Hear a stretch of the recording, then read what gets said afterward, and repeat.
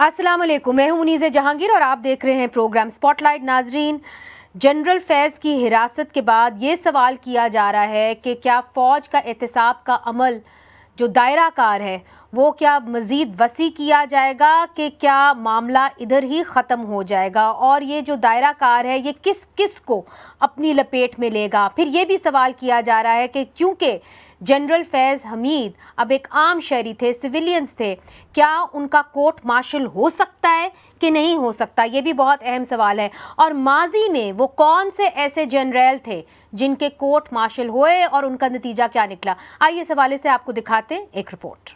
General retired फैज़ हमीद, जो पाकिस्तान की हालिया तारीख के सबसे मजबूत DGISI समझे जाते थे, उनको अब कोर्ट मार्शल की कार्रवाई का सामना करना पड़ रहा है। इन पर बतौर DG काउंटर इंटेलिजेंस और बतौर DGISI सियासी मदाखलत और दीगर खिलाफ वर्जियों के संगीन इल्ज़ामात इनके हाजिर सर्विस होते हुए ही लग चुके थे।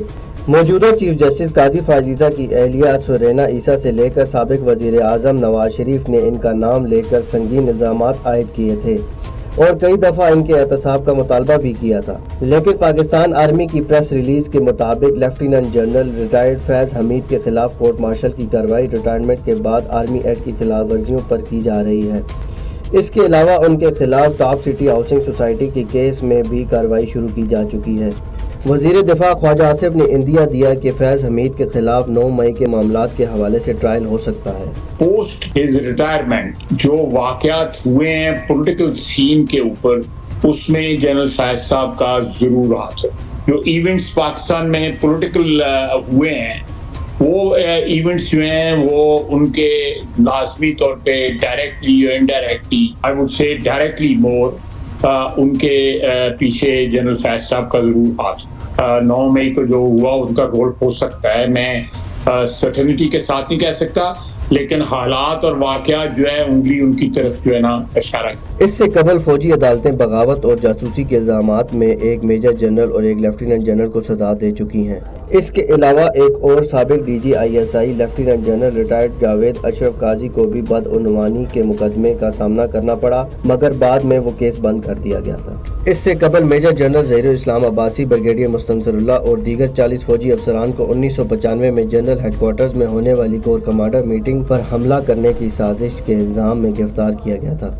तो अब सवाल ये उठता है कि क्या जनरल फैज़ के अलावा टॉप सिटी में जो लोग भी मुलव्विस थे उनके खिलाफ कार्रवाई होगी, और क्या एक रिटायर्ड आर्मी ऑफिसर के खिलाफ कोर्ट मार्शल हो सकता है कि नहीं हो सकता। ये अहम सवालात हैं और ये मामला कहाँ जाके रुकेगा, ये एहतसाब का आप समझने शुरुआत है या इख्तिताम है। इस हवाले से बात करने के लिए हमारे साथ मौजूद हैं ब्रिगेडियर रिटायर्ड हारिस नवाज साहब, दिफाई तज्ज़िया निगार हैं। आपका बहुत बहुत शुक्रिया, आपने भी ज्वाइन किया।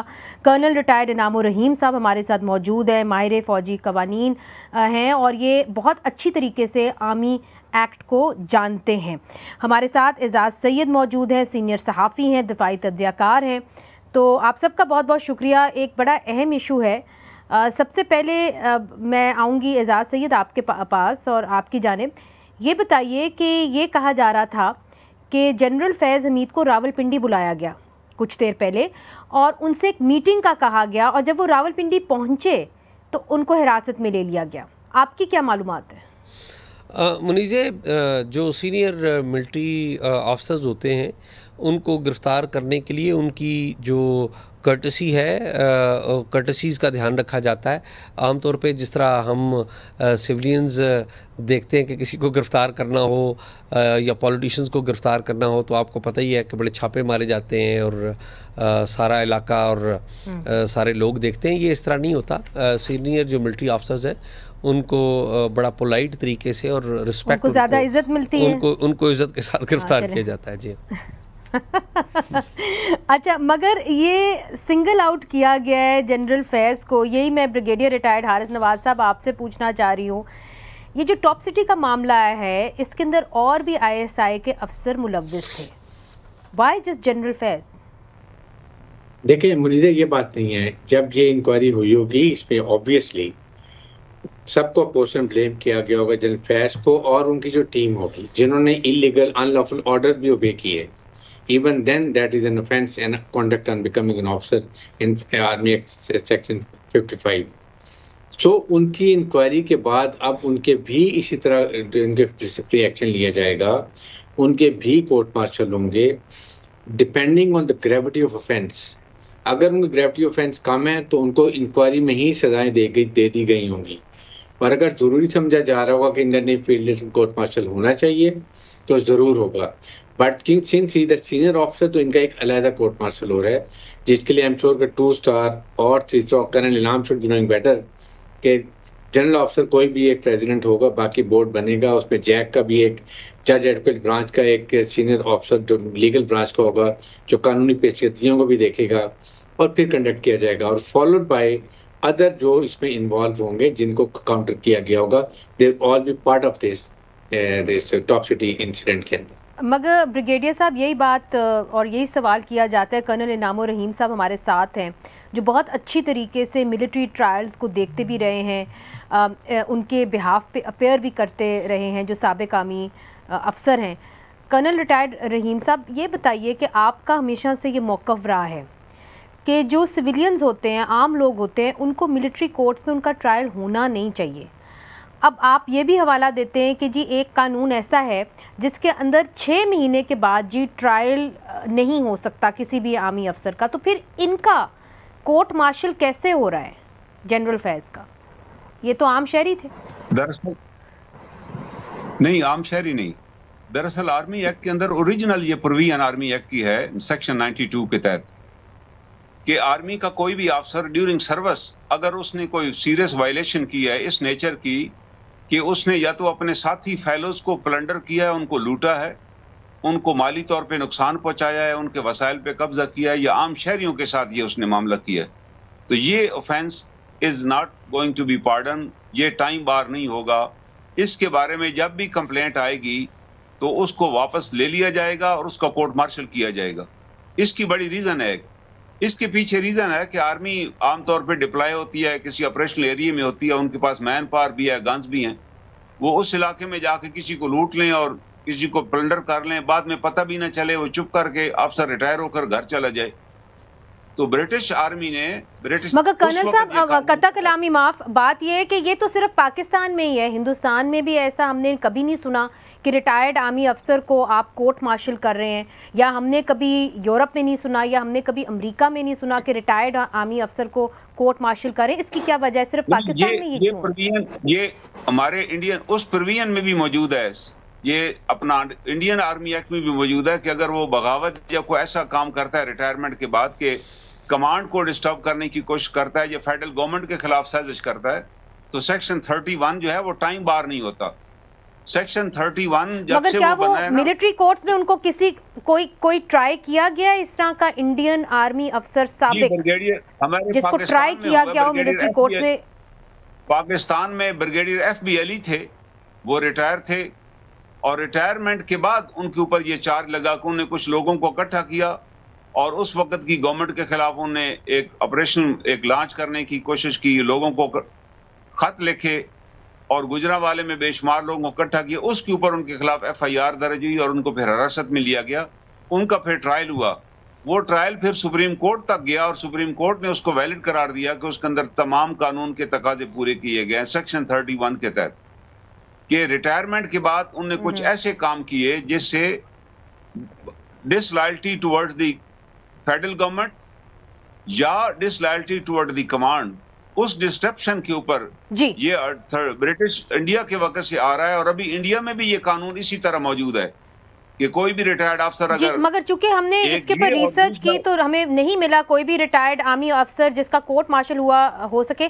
मगर इसके अंदर कर्नल रिटायर्ड रहीम साहब, आप एक और ऐसी जी वहां तो कोई ऐसी साजिश अभी तक हुई नहीं है ना, वहां तो कोई मार्शल लॉ भी आज तक नहीं लगा, वहां तो इंडिया में आपको ये एग्जांपल मिलेगी भी नहीं। अब हमारे यहाँ तो देखे ना आप, मार्शल लॉ अगर कोई लगाता है, जनरल जैसे मुशर्रफ का केस था तो उसकी कोई मिसाल आपको नहीं मिलेगी। जनरल मुशर्रफ वाज रिटायर्ड था, और लेकिन यहाँ पर आप देखिएगा इस केस में सेक्शन 31 जो है इंडिया एक्ट का सेक्शन 31 आप देखिए, उसके अंदर लिखा हुआ होगा कि सेक्शन 31 कर्नल साहब एक चीज और ठीक है, एक चीज़ और वाजे कर दीजिए, ISPR की प्रेस रिलीज में ये भी लिखा है, in addition multiple instances of violation of Pakistan army act post retirement have also been established, the process of field general court martial has been initiated. तो जब वो रिटायर कर जाते हैं और उसके बाद वो ऐसी वायलेशंस करते हैं तो उनका फिर कोर्ट मार्शल कैसे होगा, वो कैसे मिलिट्री कोर्ट में ट्रायल होगा? वो अगर आप देखेंगे सेक्शन 31 है, वो बहुत क्लियर है। सेक्शन 31 बड़े क्लियरली कहता है कि एनी वन उसके अंदर सर्विस कंडीशन ही नहीं है, whosoever violates और whosoever instigates the people against the federal government या डिससैटिस्फैक्शन पैदा करने की कोशिश करते हैं तो उस सूरत में ही कैन बी ट्राइड। और ये जो सेक्शन है इसके तहत ये टाइम बार नहीं होता। जब भी इसके बारे में एविडेंस मिलेगी या कंप्लेंट आएगी, the army has authority to conduct trial of his own people irrespective of his retirement. इसके ऊपर पाकिस्तान तहरीक इंसाफ की तर्जुमानी इस वक्त कर रहे हैं शुएब शाहीन साहब, जो एक सीनियर वकील हैं। शुएब शाहीन साहब, आपका अंडरस्टैंडिंग क्या है, क्या एक सिविलियन को या एक रिटायर्ड आर्मी अफसर जो सिविलियन बन जाता है उसको 6 महीने के बाद आर्मी एक्ट के तहत मिलिट्री कोर्ट्स में ट्राई किया जा सकता है कि नहीं? कर्नल इनाम उर रहीम साहब कह रहे हैं जो पाकिस्तान आर्मी एक्ट की शिक 31 है और 40 इसके मुताबिक किया जा सकता है। देखिए ना जी, पहली बात तो यह है कि अगर तो वैसे मैंने ज़्यादा तफसील के साथ इसको नहीं पढ़ा, करण साहब ज़्यादा मेरे से बेहतर जानते होंगे, मगर क्वेश्चन ये है कि अगर उसने कोई ऐसी वायलेशन जो पोस्ट रिटायरमेंट किया है, एक है कोई ऐसा काम किया है जो रिटायरमेंट से पहले का कोई इशू इन्वॉल्व है, तो उसके बारे में तो ये कर सकते हैं। मगर उसके लिए आपको याद होगा कि माजी में भी इन्होंने उनके जो रिटायरमेंट आर्डर थे वो वापस लेके उनको जॉब में लेके फिर उनके खिलाफ एक्शन किया था। माजी में तो ये किया था जो इनका प्रेसिडेंट मौजूद है। मगर जो इसमें इल्जाम एक ये भी है कि पोस्ट रिटायरमेंट उसने कोई ऐसे एक्शन किए हैं, लेकिन वो तो बतौर सिविलियन किए हैं, तो लिहाजा इसके ऊपर इल्जाम तो 2 हैं। एक टॉप सिटी का जब सर्विंग जनरल, और दूसरा इल्जाम ये है कि पोस्ट रिटायरमेंट इश्यूज हैं। पोस्ट रिटायरमेंट इशू के ऊपर वो कह रहे हैं पोस्ट रिटायरमेंट इश्यूज कर सकते हैं पाकिस्तान आर्मी एक्ट 31 के मुताबिक, म्यूटिनी एंड इनसबऑर्डिनेशन। शुएब शाहीन साहब को मैं थोड़ी वजाहत कर दूं, वो उनका पॉइंट शुएब शाहीन साहब का इस लिहाज से दुरुस्त है कि वो एक होता है सिविलियन को 21D के तहत अरेस्ट करके सीक्रेट एक्ट के तहत ट्रायल करना, वी अपोज दैट। उसमें वी आर वेरी क्लियर कि वो बाद में अयूब खान ने बनाया और उसमें भी हम ये हमारा ये मुतालबा ये रहा, और अभी सुप्रीम कोर्ट में भी केस है कि उन लोगों के केस सिविल में ही ट्रायल होने चाहिए, they are the civilian for practical purposes.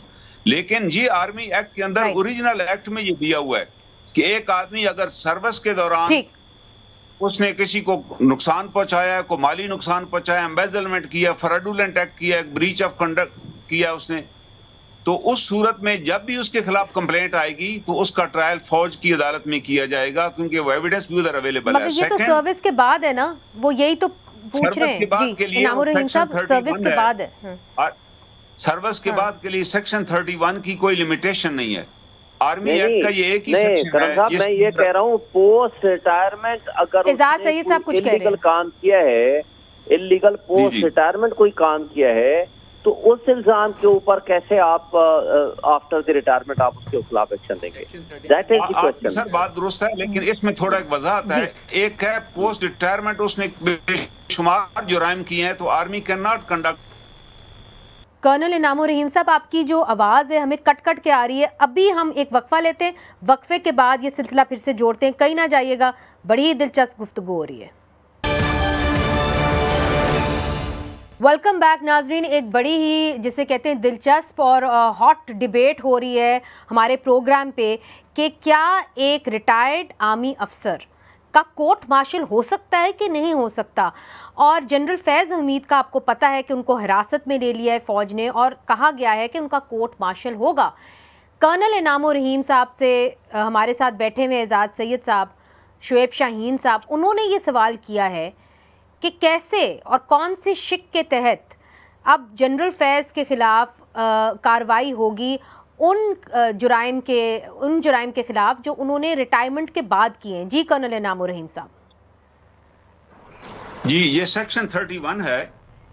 Section 31 ये कहता है whosoever attempts to seduce any person in the military, naval or air force of Pakistan from the duty or allegiance to the government of Pakistan.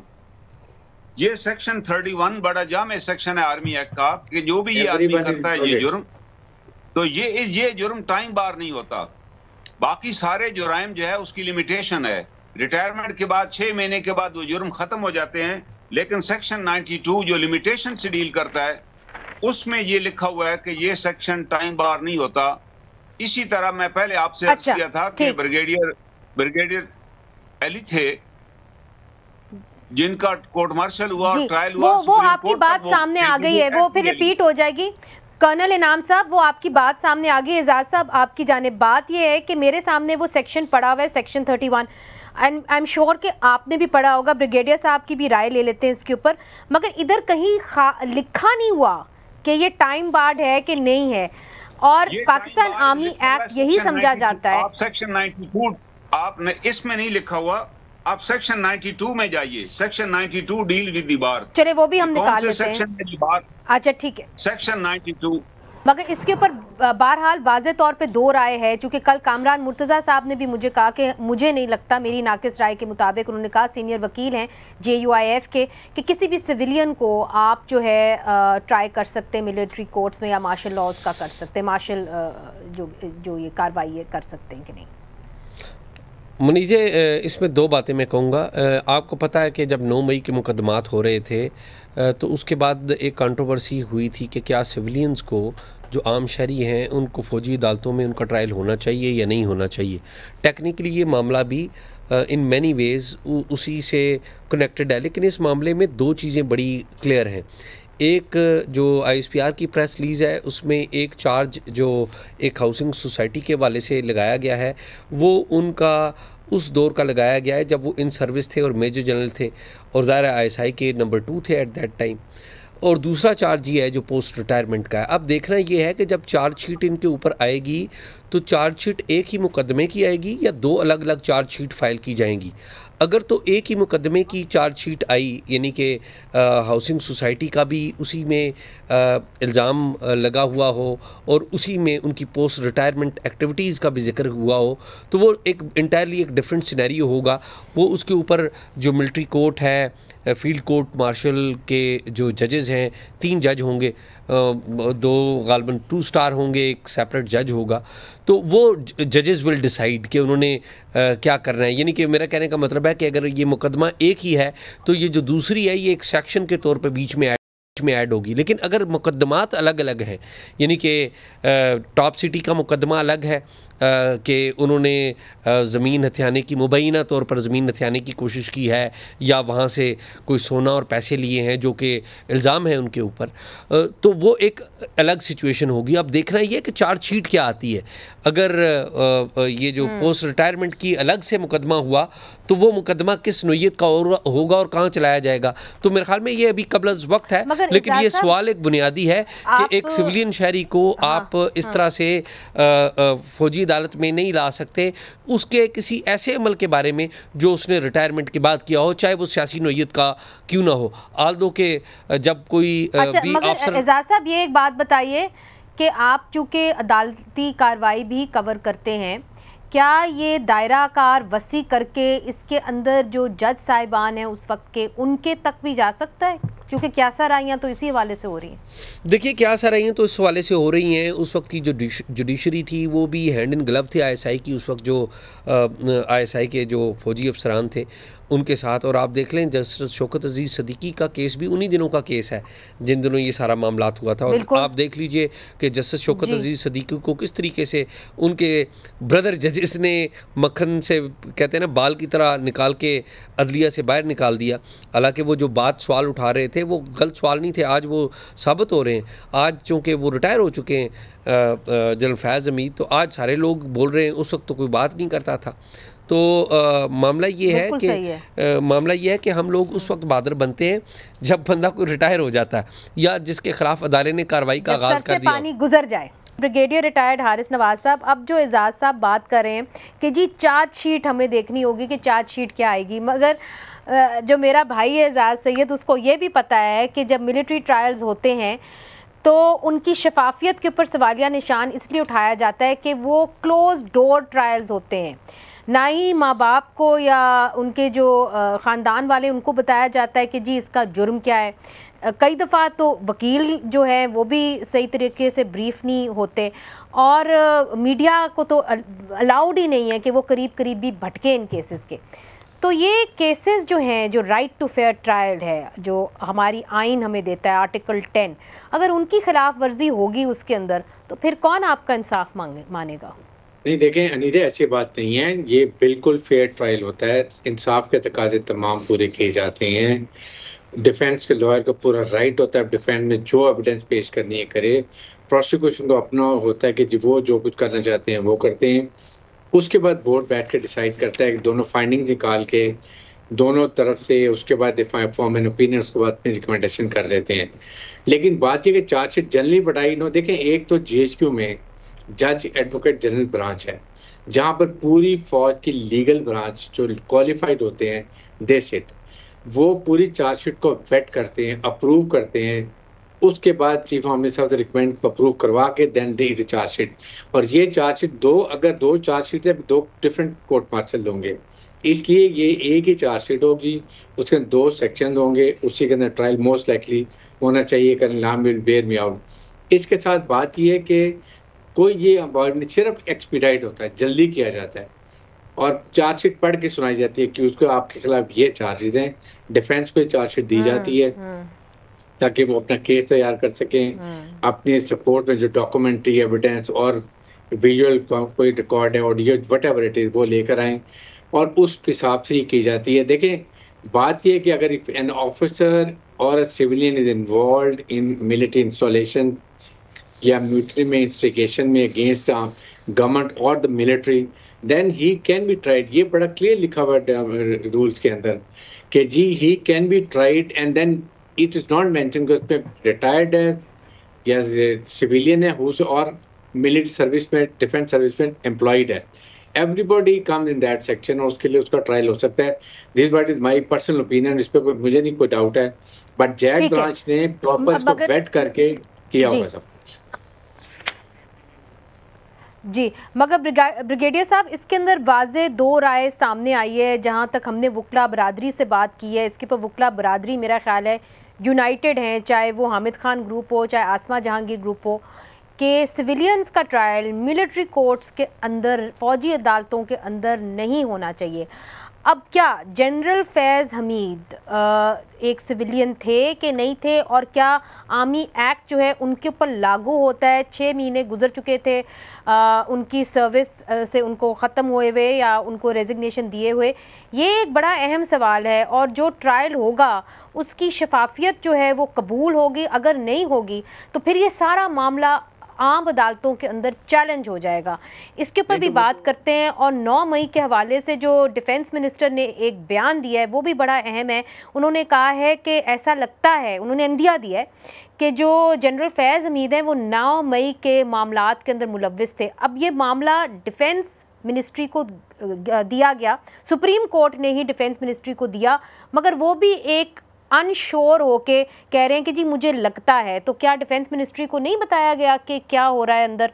ये हम पूछेंगे एजाज सैयद साहब से वक्फे के बाद। वेलकम बैक नाजरीन। बात हो रही है जनरल फैज़ हमीद की हिरासत की, और उनको हिरासत में लिया गया है, फ़ौज ने हिरासत में लिया है, और उसी के हवाले से बहुत सारे सवालों ने जन्म लिया है। एजाज सैयद साहब, ये जो मामला था ये सुप्रीम कोर्ट ने कहा कि जी चूँकि 1843 यानी कि जो जुरिस्डिक्शन है हमें बड़े केयरफुली उसको इस्तेमाल करना चाहिए, सुओ मोटो पावर्स को बड़ी केयरफुली इस्तेमाल करना चाहिए, इसलिए हम ये मामला जो है डिफेंस मिनिस्ट्री को भेजते हैं। फिर डिफेंस मिनिस्ट्री ने जो है ये कार्रवाई की, मगर आज डिफेंस मिनिस्टर साहब की जो स्टेटमेंट्स चली हैं उसके अंदर तो उनको सही तरीके से मालूम भी नहीं है कि क्या 9 मई में जनरल फैज़ हमीद का हाथ था कि नहीं था। इसकी क्या वजह है? मुनीज़, पहली बात तो ये है कि आपको पता है कि जो फ़ौजी अमूर के मामलात होते हैं, हमारे आम तौर पे वज़राए आज़म और डिफेंस मिनिस्टर्स इतने उस बारे में बाखबर भी नहीं होते और वो ज़्यादा उसमें मुदाखलत करने की भी कोशिश नहीं करते। आपको पता है इस बात का कि हमारे डिफेंस मिनिस्टर्स को कितना सारा फ़ौजी अमूर के बारे में पता होता है, और ज़ाहिर है ये तो एक बड़ा ही सेंसिटिव नोयत का केस है। ख्वाजा आसिफ साहब बड़े सीनियर पॉलिटिशियन हैं, उनको यकीनी तौर पे पता है, और इसमें तो ख्वाजा आसिफ जो है he is also one of the victims of general Faiz Hameed. उस वक्त की जो पॉलिटिकल सिचुएशन थी उसके एतबार से मैं बात कर रहा हूँ। बाकी जो बात आप कर रही हैं कि डिफेंस मिनिस्ट्री ने किया है या मिलिट्री ने किया, उन्हें lighter note, just on lighter note, वो बड़ा मशहूर एक कोट है कि military justice to justice is what military music is to music. लेकिन ये ब्रिगेडियर साहब ने जो बात कही कि डिफेंस दिया जाता है, बिल्कुल डिफेंस दिया जाता है, बल्कि प्राइवेट जो वकील है उसकी सहूलत भी दी जाती है, और डिपेंड ये करता है कि जो प्राइवेट वकील हैं वो इंफॉर्मेशन अगर चाहें तो वो शेयर कर सकते हैं बाहर, और ये बिल्कुल दुरुस्त बात है कि इसको बहुत सीक्रेट रखा जाता है, और इसकी सीक्रेसी के ऊपर और मिलिट्री का जो ट्रायल सिस्टम है उसके ऊपर पाकिस्तान के अंदर ही नहीं ग्लोबली क्वेश्चन उठाया जाता है कि मिलिट्री का जो ट्रायल है वो इंटरनेशनल कोर्ट ऑफ जूरिस्ट ने उठाया है। उन्होंने कहा है बदतरीन सिस्टम है, तो ये सिस्टम ठीक और नहीं है। इंसानी हकूक की धज्जियां उड़ाई गई, उन्होंने कहा फंडामेंटल राइट्स की धज्जियां उड़ाई गई। अब मुनीज़ एक और भी तो प्रॉब्लम है, यानी कि ब्रिगेडियर साहब ने जो बताया, ब्रिगेडियर हारिस साहब ने, और उन्होंने दुरुस्त बात बताई कि जी पूरा जज एडवोकेट जनरल एक पूरी जैग ब्रांच है जो कि मिलिट्री की सारे लीगल मामलात को वेट करती है, लेकिन that zag branch works under the command. वो अपने कमांड के ख़िलाफ़ कभी भी फ़ैसला नहीं देती। ज़ाहिर एक डिसिप्लिन है, हमारी मिलिट्री का एक पूरा डिसिप्लिन है, तो वो कमांड के ख़िलाफ़ कभी फ़ैसला नहीं देते। अब एक डिसीशन हुआ है और फैज़ हमीद साहब के ऊपर आप अगर आप उनका कंडक्ट देखें तो उनके ऊपर बहुत बड़े बड़े सवालिया निशान हैं। अब मिलिट्री लीडरशिप नहीं, मगर ये जो 9 मई के मामलात हैं, आपको लगता है कि उसके अंदर भी इनके पास कुछ शाहिद हैं जिसकी बिना के ऊपर डिफेंस मिनिस्टर कह रहे हैं कि जी 9 मई के अंदर भी शायद ये मुलव्विस थे? मुनीज़े जो बात हम सुन रहे हैं वो ये है, मेरे पास जो इतलात हैं वो ये है कि जनरल फैज़ हमीद साहब का जो पीटीआई के साथ जो ताल्लुक़ था वो तो बड़ा क्लियर था। वो तो इमरान खान साहब भी, उनके वज़रा भी मानते थे। और अगर आपको याद हो कि फैज़ हमीद साहब ने जब वो कोर कमांडर पेशावर थे तो मुझे अच्छी तरह याद है, ये बात मैंने रिपोर्ट की थी तो मुझे बड़ी इसकी हीट महसूस हुई थी कि वो कोर कमांडर की हैसियत से पेशावर से आए और इस्लामाबाद में आए, और जो आरफ अलवी साहब है प्रेसिडेंट, और पीटीआई के जो लीडर्स थे असद कैसर और उस वक्त के जो डिफेंस मिनिस्टर्स थे उनसे मुलाकात की थी। हालांकि कोर कमांडर का कोई ताल्लुक नहीं था कि वो पीटीआई के लीडरों से मुलाकात करें। लेकिन अलमिया देखिए ना, अलमिया ये देखिए मुनीज़े कि सिस्टम इतना कमज़ोर है कि 2017 के वाक़यात के ऊपर कार्रवाई कब हो रही है? 2024 में। अब देखिए कि इस दौरान अच्छा, इसके ऊपर ब्रिगेडियर रिटायर्ड हारिस नवाज का जो है बयान, रिएक्शन ज़रूर बनता है। ये आपने जो बात की है वाकई में सही है कि जो मामलात हुए कुछ साल पहले, अब आप उसके ऊपर कार्रवाई कर रहे हैं, तो तब आप क्या कर रहे थे जब वो हाजिर सर्विस थे? नहीं, उसमें बात ये कि ये इंक्वायरी कंप्लीट कब हुई है। टॉप सिटी की इंक्वायरी मेरे ख्याल में अभी कोई, जब चीफ जस्टिस ने ऑर्डर्स किए हैं उससे थोड़ा से पहले कंप्लीट हुई है। सो ये इंक्वायरी सिविल में बहुत लेट की गई है। अगर इसको टाइम पे इंक्वायरी होती एट दैट टाइम हो सकता है एक्शन कर दिया गया होता। नहीं सर, मेरा क्यों नहीं हुई टाइम पे इंक्वायरी?